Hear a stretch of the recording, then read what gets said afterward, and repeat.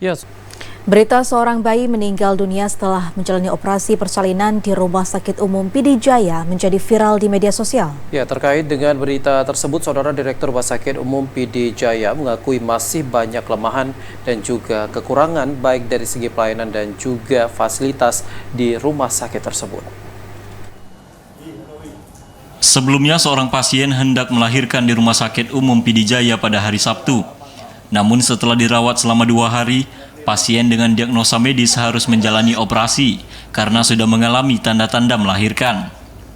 Berdasarkan informasi, kehamilan ibu tersebut adalah prematur, sehingga tim medis Rumah Sakit Umum PD Jaya mengambil tindakan medis yaitu operasi sesar.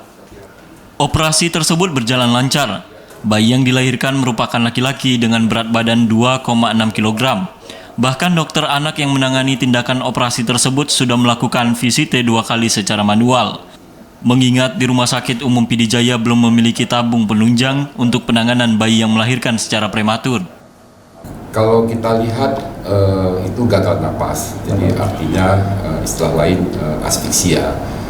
Cuma penyebab asfiksia kita tidak tahu pasti apakah karena prematur atau karena penyakit infeksi paru, kita tidak tahu pasti. Oke, di rumah sakit kita sendiri ini adakah alat untuk pembantuan pernafasan, Pak? Ya, semestinya kita harus punya ya, pertama alatnya CPAP, jadi ventilator anak untuk membantu pernapasan dengan mesin.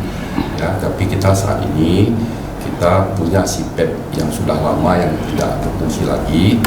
Kemungkinan besar rencananya kalau tidak ada halangan tahun ini kita akan beli sendiri.